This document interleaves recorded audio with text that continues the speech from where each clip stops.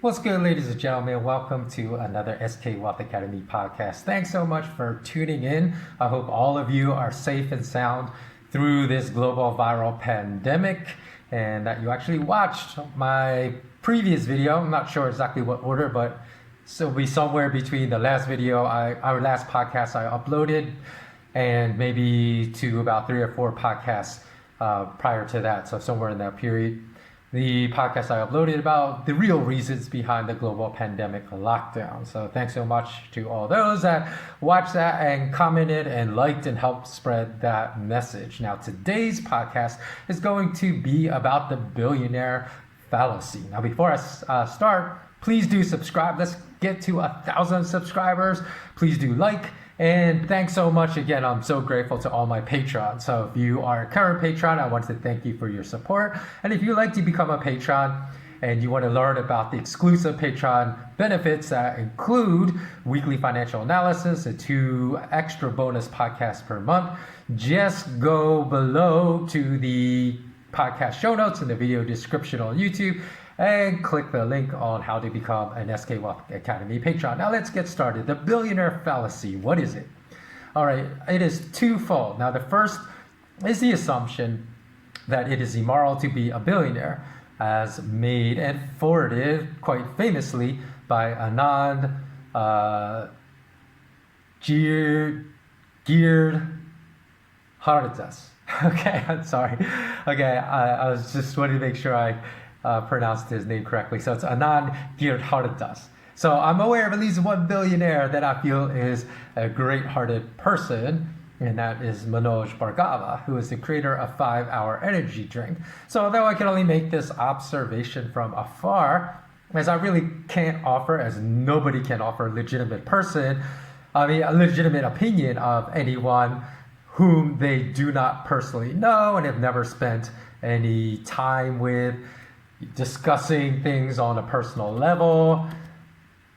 This is only my observation from afar and what my research unveiled as well that was different about Mr. Bhargava than other corporate billionaires, as my research unveiled that he did not grossly exploit his workers or poor people to make his fortune.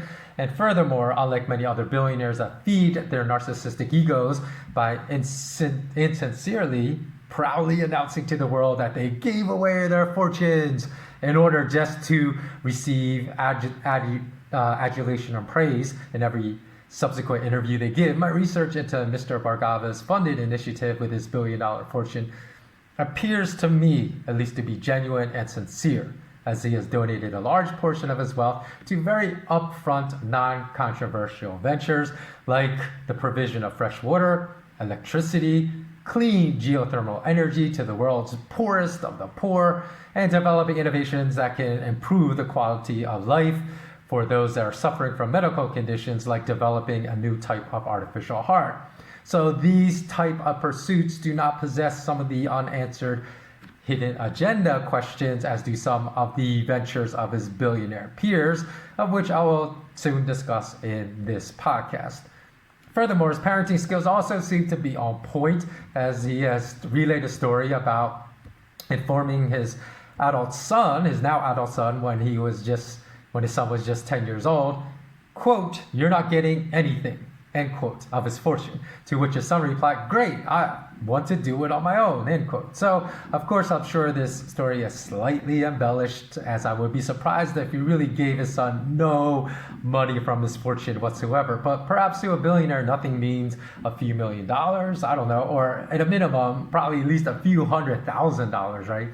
Or taking care of all of his expenses of education and setting him up to be okay, for at least a few years after his son graduated from university. But in any event, Mr. Bhargava, at least from the outside looking in, as much as I can know just from a superficial perspective of being on the outside margin, seems to be a fairly upstanding man. So if there's just one billionaire that refutes Anand's accusation that it is immoral to be a billionaire, then of course that disproves his theory that all billionaires are immoral. And of course the second greater billionaire fallacy is the much more commonly held one, that all billionaires that operate under the guise of philanthropy are good-hearted people that love mankind.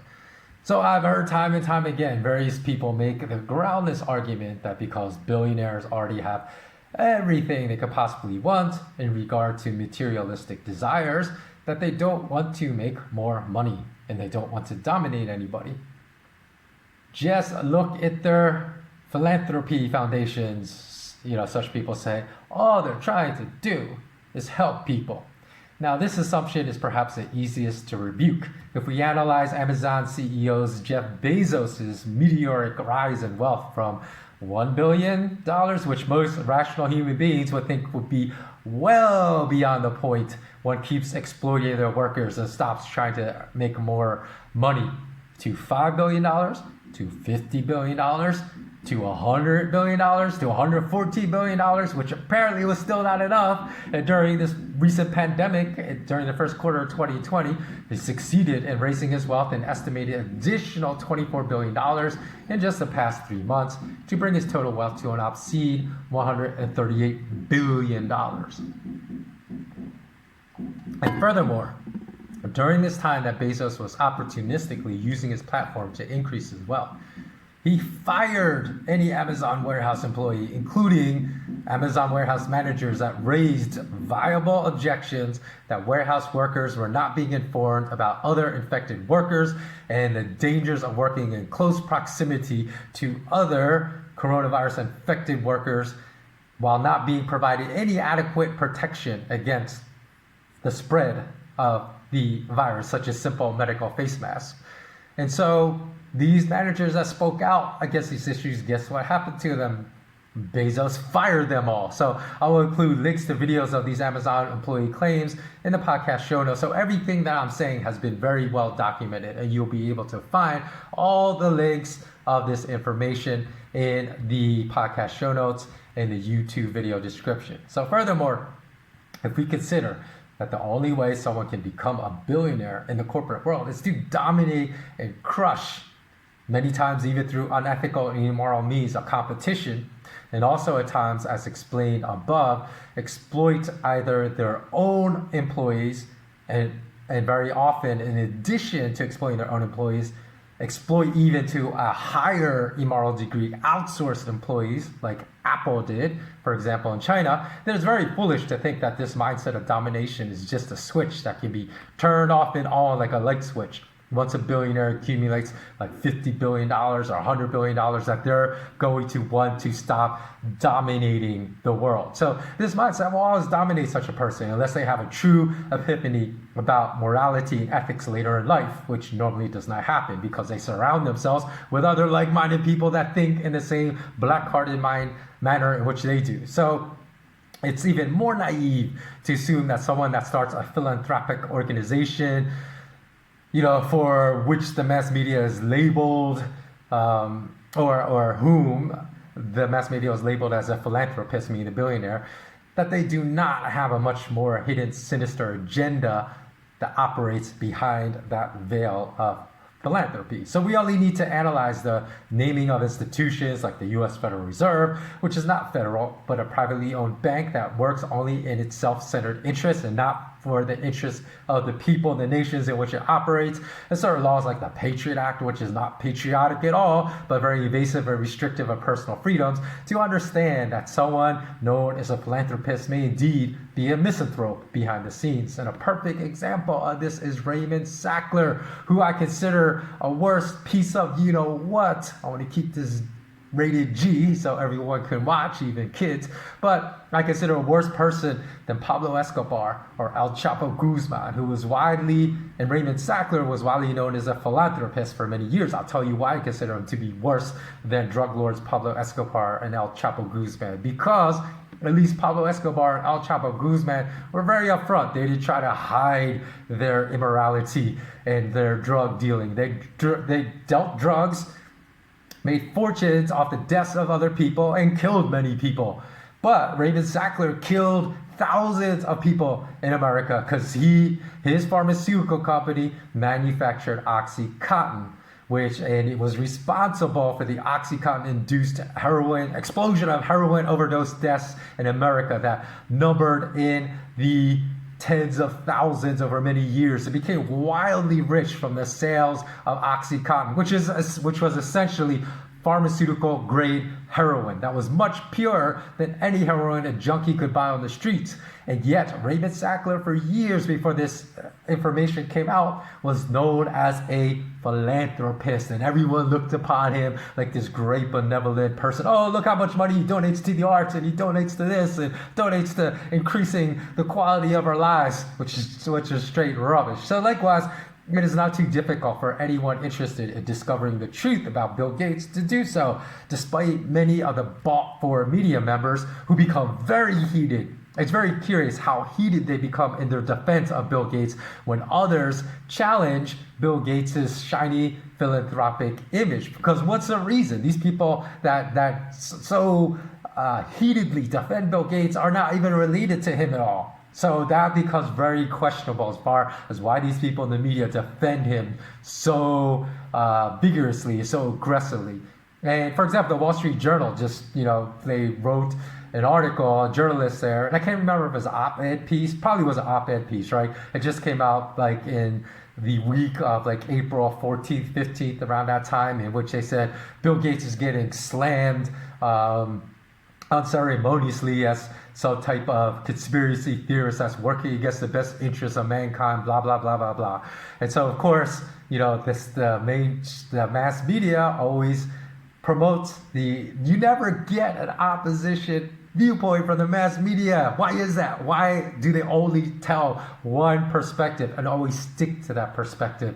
Whereas like an anti-Monsanto activist, Vindana Shiva, who is just a wonderful, wonderful woman. If you don't know about her, go look her up. And again, I'll put links to her work in the podcast show notes.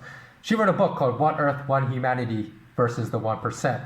And she's accused Bill Gates' model of mining seeds, meaning agricultural seeds, food seeds, for collection to be the equivalent of the exploitative data mining business model used by high-tech companies that collect our data and invade our privacy and sell it to the highest bidder with zero concern for any ethical privacy issues. Now, F. William Engdahl of globalresearch.ca, in a very insightful piece he recently published, noted that the Doomsday Seed Vault in north of the Arctic Circle, I believe it's considered territory of Norway, very quietly received a shipment of more than 60,000 new seed varieties this past February 25th. And he questioned some of the ethics behind this, and I'll get into that in a second.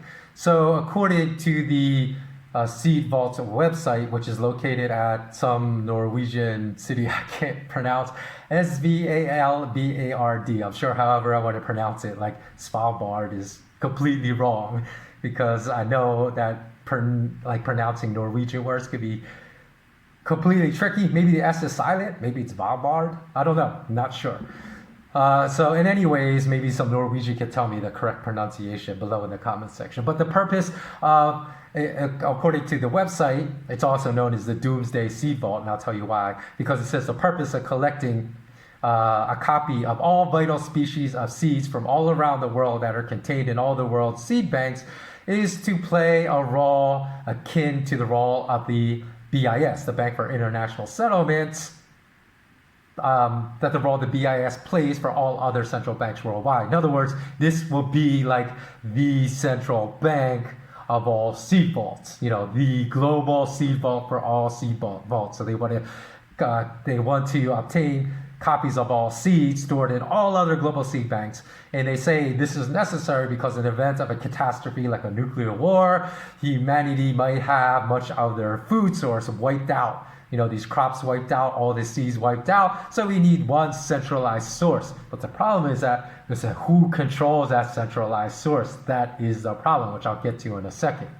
So they say if humanity needs to have a centralized source of all the seeds, of all food in the world, because if there's a global catastrophe, we need to restart agricultural farming all over the world, then we have it. So again, on the surface, sounds like a great idea, right? But things only become squirrely when you investigate exactly who runs this centralized seed bank of all seed banks.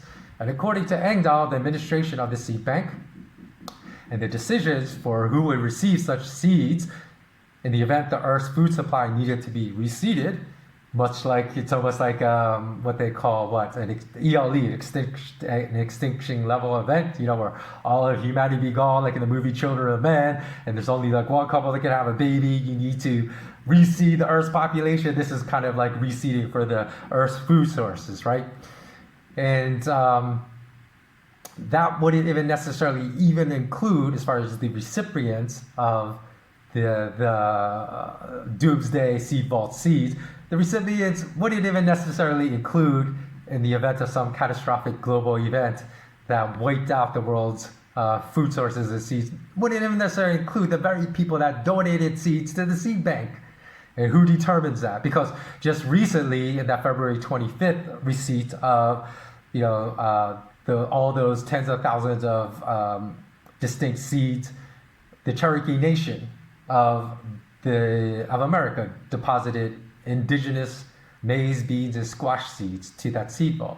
So there's no guarantee that even the Cherokee Nation would be given their own seeds back. There's only one entity that would make that decision, called the Crop Trust. Okay, so who is the Crop Trust? So I went to their website, croptrust.org, and it's completely ironic, in my opinion, that on their screen is this big flashing message that comes up immediately upon visiting the website. It says, quote, "Crop diversity is essential for life on Earth. It underpins nearly everything we eat and drink, but it's rapidly disappearing," end quote. Why do I say it's so ironic? Because do you know who is one of the major companies behind the rapid disappearance of crop diversity? The answer is Monsanto and also Syngenta AG. Now, even the Food and Agricultural Organization of the United Nations reported that genetically modified organisms, GMO mass-produced crops, are responsible for a 75% loss of plant genetic diversity since 1990. So that's crazy. It's only like 2020. So, it's since 1900. But that's still crazy. Even in the last 120 years, 75% loss of plant genetic diversity has happened on planet Earth. However, here's where the UN becomes duplicitous. They did not reveal in their statement that the adoption of GMO seed over more diversified seeds by farmers, as has occurred in the past several decades in India, was not a voluntary act, but one enforced through devious lawsuits by Monsanto lawyers. For example, Monsanto transformed cottonseed, previously a shared resource of all farmers in India that nobody owned because nobody invented the cotton plant, into the intellectual property of Monsanto. And Monsanto lawyers started suing all Indian farmers using its cotton seed and charging them royalties, which also raised their cost to grow cotton because they were forced to pay royalties to Monsanto to grow cotton. And of course, poor Indian farmers didn't have the financial resources to fight a morally reprehensible monster like Monsanto, and so they couldn't refuse to pay royalties on a cotton plant Monsanto claimed was their intellectual property, even though cotton was always an invention of Mother Nature. So therefore, Indian farmers gave in to paying royalties, under which conditions Monsanto said they would drop lawsuits and forgive the behavior of the farmers, as described by, again, journalist Mr. Engdahl.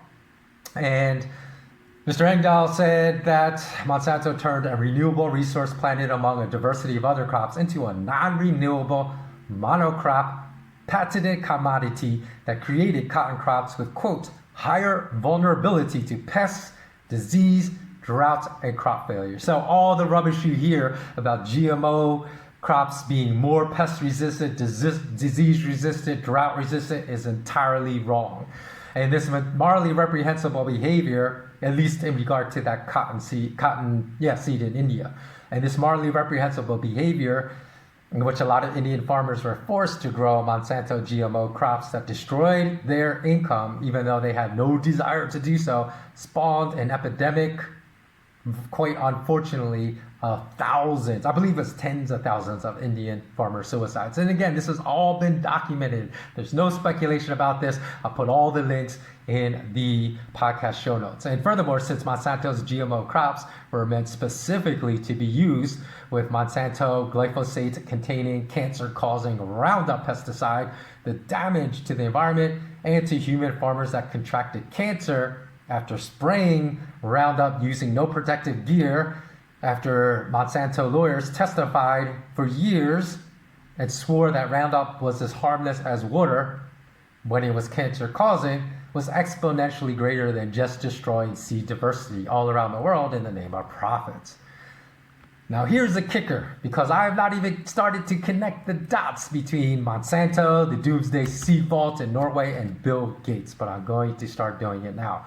Now the corporate members of the donor board of the Doomsday Seed Vault, all parties that would likely have a very large voice in deciding who would receive distribution of the seeds in the event of a global catastrophe, due to a minimum $250,000 donate minimum. So many of these corporations could have donated millions of dollars, but they have to donate at least a minimum of $250,000 donation to become a member of the donor board. Now, who is on that board? Bayer Sciences. You may say, well, what does Bayer Sciences have to do with anything?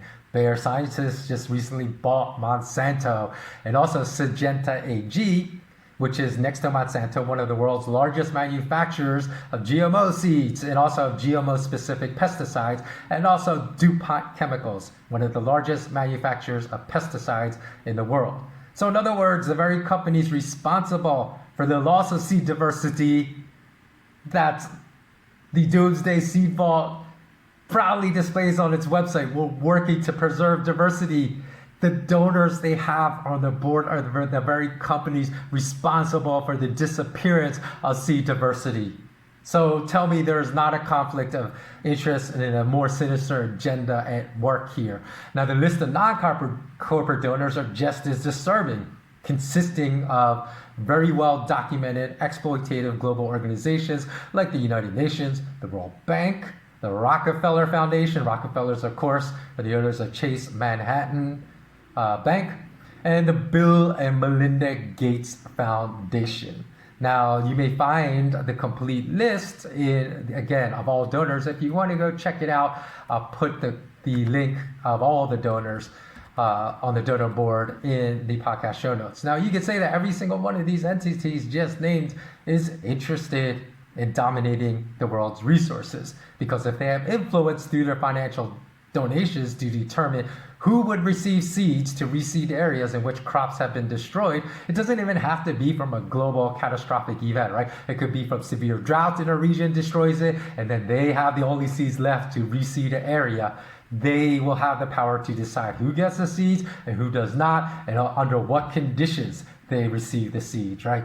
So for people to state that Bill Gates has no desire to continue to dominate resources when he's on the board of the donor board of this Doomsday Seed Vault, just because he's already worth an estimated $90 billion, is simply naive and extremely foolish. Because once one researches his endeavors by reading the works, and I'm not just saying he's on the board, because you can't necessarily make a definitive connection. Always trying to decide who gets food and who doesn't in the event of a global catastrophic event just because he's on the donor board of this Doomsday Seed Vault. If you read Vindana Shiva's book, One Earth, One Humanity versus the 1%, she lays out much more compelling evidence why you should not trust Bill Gates' endeavors and how he's trying to use his billions of dollars to influence policy, the type of public policy, health policy, food policy around the world. So consequently, it should now be clear that just because a billionaire is hiding behind the guise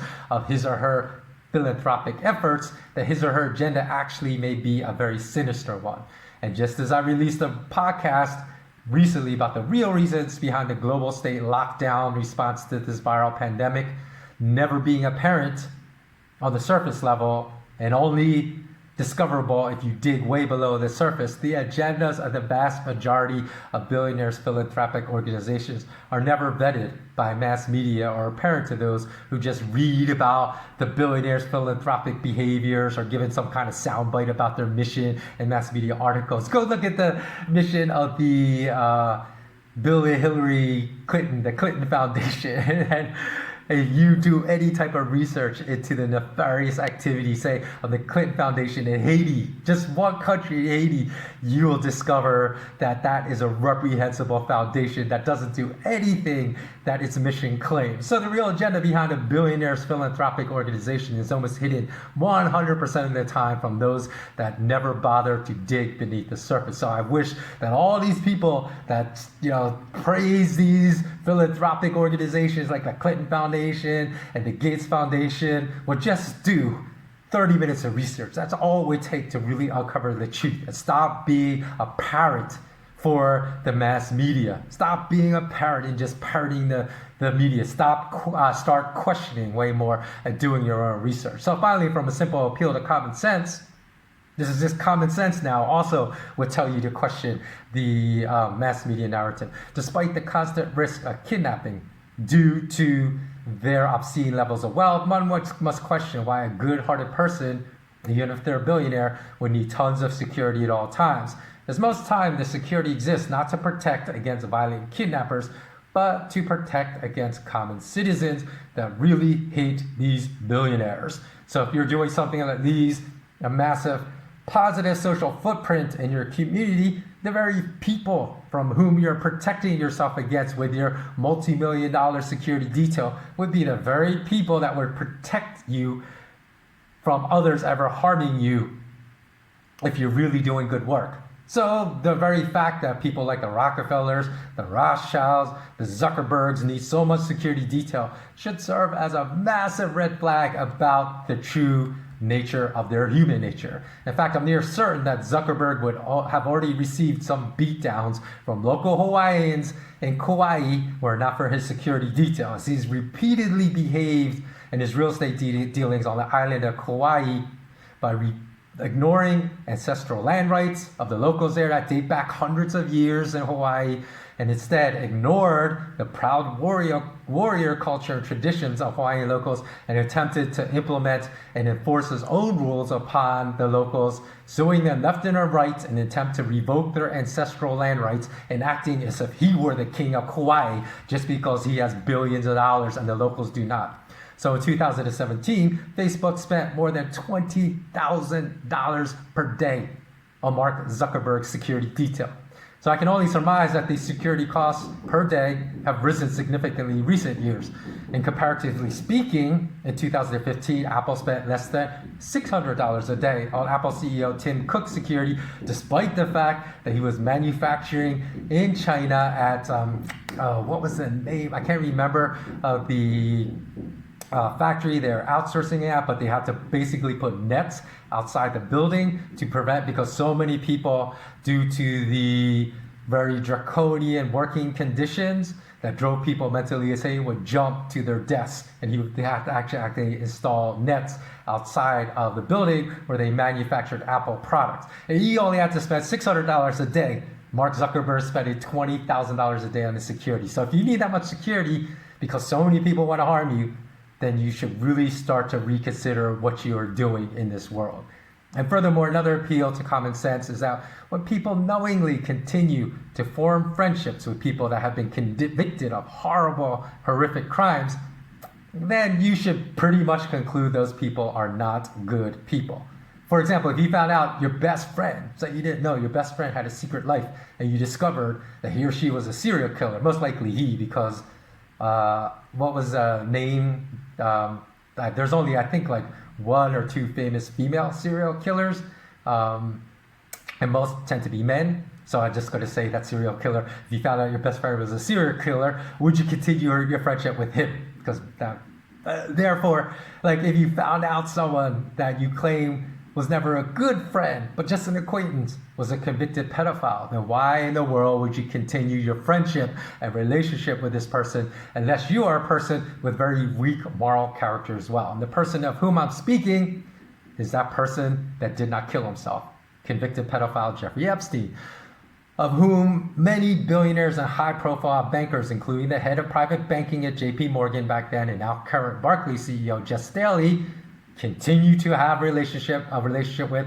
and also Bill Gates. Now, Jes Staley visited Jeffrey Epstein when Epstein was under house arrest. They're serving his term as a convicted pedophile, so there's no way Jes Staley can deny knowing of Epstein's reprehensible pedophilia behavior. And likewise, for all those that want to claim Bill Gates is an upstanding philanthropist, according to a new 2019 New York Times article, Bill Gates began a relationship with Jeffrey Epstein not before, but after Epstein's conviction of pedophilia. And though Bill Gates has repeatedly denied that he had any type of business relationship or friendship relationship with Epstein, and only courted him because he heard Epstein knew many rich people and he believed he could use Epstein's network to raise money for his Gates Foundation, those claims do not ring true, and I'll tell you why in a second. Sorry, it's so hot here. I actually turned off the AC because it just hums too loudly in the background. So for the sake of having a clearer audio recording, even though it's super hot, turn off the air conditioner. So sweating a little bit, I'll get through this. So to begin, the New York Times journalist retrieved documents that confirmed that Bill Gates visited Jeffrey Epstein at least 3 times at Epstein's mansion in New York, with at least one visit extending into the very late hours, he said. And in addition, he said Bill Gates didn't even start his relationship with Jeffrey Epstein until Jeffrey Epstein had already been a known convicted pedophile. And that, he said, was just Bill Gates. He said many of Bill Gates' foundation employees also had personal meetings with Epstein. So Bill Gates has often tried to pass off his relationship with Epstein as just a passing acquaintance, saying he held no type of business relationship or friendship with Epstein. But to say you had just a passing acquaintance, that would be like a passing hello and 10-minute conversation at a cocktail party. And obviously, Gates's relationship with Jeffrey Epstein was well beyond that. And as well, there are records of his numerous and, at least on one occasion, as I said, very lengthy meeting at Epstein's home. And so you can't say you barely knew him at all. And furthermore, if any friend of mine visited a known pedophile, was chummy with a convicted pedophile just one time, not even, he said, the New York Times had at least 3 documented cases, right, where he spent time with Epstein at his home, and at least one meeting, very considerable time. So if a friend of mine knew this guy was a pedophile, and I knew he was trying to do business with this convicted pedophile, out of disgust, I would cut off my friendship with that person. And so could all of Gates' meeting with Epstein have been completely innocent? Perhaps. It's hard to say, call them innocent when you know you're having meetings with a convicted pedophile, though. So everything about Bill Gates' denial of having a friendship with Epstein after it was well known that Epstein was a convicted pedophile reeks of insincerity. So in conclusion, not every billionaire has the attributes I described in this podcast. But to assume that they are a moral, upstanding citizens who want the best for humanity just because they have a philanthropy and are constantly trying to brand themselves under the guise of doing philanthropic work for humanity is extremely delusional and extremely naive, especially when a mountain of evidence contradicts such narratives supported, by. And I'm sorry to say, but these types of narratives are forwarded by people with huge audiences, whether mass media or podcasters. So in addition, one will likely notice in which any interview conducted with anyone is not going to push the naive mainstream narrative that billionaires like Bill Gates are benefactors of humanity that only want to help us. One will likely notice that the interviewer has been trained to marginalize any facts that oppose this mainstream narrative by calling the person that is conveying and delivering opposition viewpoints to the mainstream narrative as a conspiracy theorist or delivering information that sounds like a conspiracy theory. So in fact, look up, the many interviews online on YouTube with aforementioned anti-Monsanto activist Vindana Shiva. You will find interviewer after interviewer after interviewer trying to marginalize her views with wild speculations like, how do you know Monsanto executives are not just trying to help the poor because they're trying to increase crop yields, which is better for the poor, with no presentation of any evidence that backs their claims. Or, they marginalize her by simply calling her anti-mainstream, anti-narrative viewpoints as conspiracy theories. So when I started speaking of how bankers manipulated gold and silver prices way back in 2008, because such accusations are based on very credible evidence, in fact, evidence I provided to the Commodity Futures Trading Commission that solicited immediate, I actually sent evidence to a commissioner there, and who am I? Nobody knew who I was back then, but this is how I know that I understood their scams, which are just being understood today. That's crazy. 12 years later in 2020, when I sent it to them in 2008, I had a commissioner reply within 15 minutes, send me a text message saying, thanks so much for this information. And so this is great information. I'll discuss it at our next board meeting and get back to you. And if you want to know what happened, nothing happened.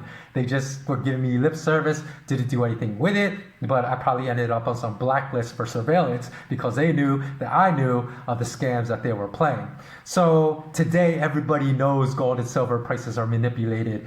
But back then, because my views are so non-mainstream, I received dozens and dozens of accusations from the mass media that I was a conspiracy theorist, just as Vindana Shiva receives today when she tries to relay facts about Bill Gates, about Monsanto, and it's just their attempt to marginalize truth. And even back then I can't remember off the top of my head, but it is in some article on my news site, I discussed another extremely wealthy financial manager that understood these gains, but he was unwillingly, you had to read behind the lines to understand that he knew the same things I knew, but he refused to publicly acknowledge them because he feared that speaking truth to power would ruin his financial career. So he just wouldn't come out and clearly state it as I did. So in the end, let me know what you think of my billionaire fallacy theories. What are the reasons why you believe so many people are so easily duped into believing that billionaires involved in some very shady dealings are great, wonderful people? Please, please do comment below, please. And do not remain silent on this issue. It's the only way we can spread truth around the world is to exercise our collective voices. So thanks so much for watching. Thanks so much for supporting me on Patreon. If you want to become a patron, please visit patreon.com/SK Wealth Academy. And as always, remember, in the pursuit of truth, never, never forgo your curiosity. Curiosity did not kill the cat. Ignorance is not bliss. Knowledge alone is not power, because knowledge must be accompanied by action and the understanding of how to apply that knowledge to improve your life, and always remain intensely curious.